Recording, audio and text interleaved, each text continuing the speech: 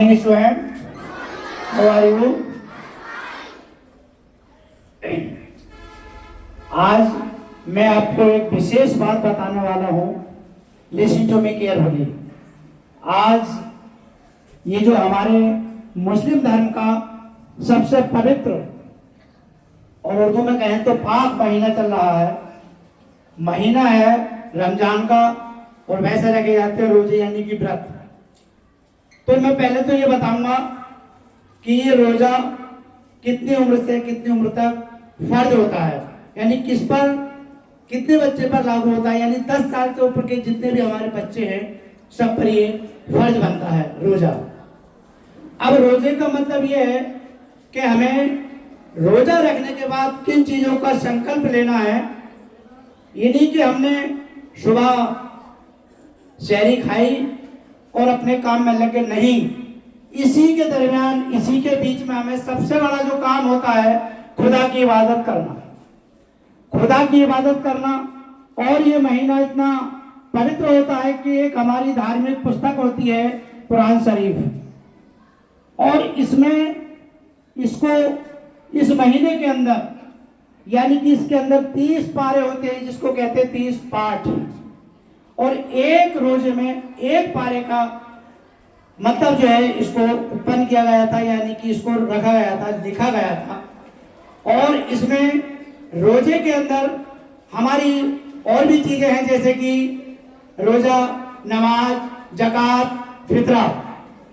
अब जकात और फितरा, जकात ये कि हम अपनी कमाई का 2.5% पूरे साल का लगा करके, वैसे तो हमें प्रतिदिन देना चाहिए, लेकिन ये पूरे साल के अंदर जो एक महीना आता है इसमें हमारी टोटल इनकम, जो टोटल आमदनी होती है उसका 2.5% हमें निकालना पड़ता है।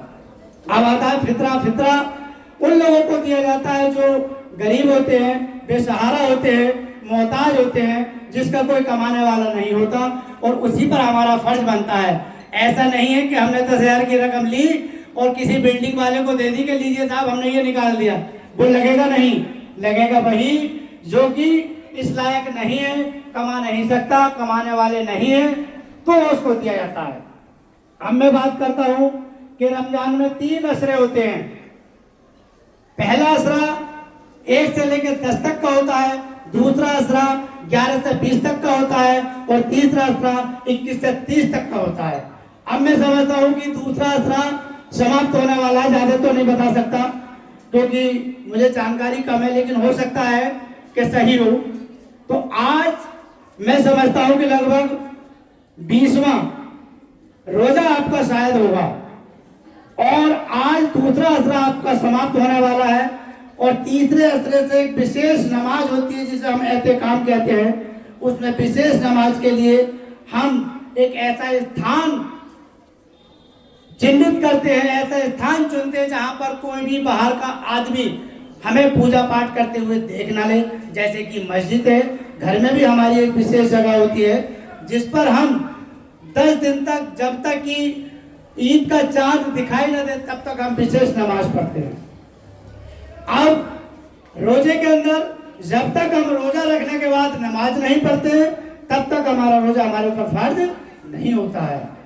अब नमाज होती है हमारी 5 समय की, सुबह की होती है फजर की, और दोपहर की होती है जोहर की, और तीसरी होती है असर की, और चौथी होती है मगरिब की, और 5वीं होती है ईशा की। अब इसमें कुछ रकातें, कुछ सुन्नत होती है, लेकिन सबसे ज्यादा ये बताऊंगा रकात और सुन्नत होती है ईशा की नमाज में। तो आज की जानकारी मैंने आपको दी। अगर आपके समझ में आएगी और ना भी आए तो भाई ये समझ लेना कि रोजों में तो हर एक चीज समझ में आनी चाहिए। Thanks, have a nice day.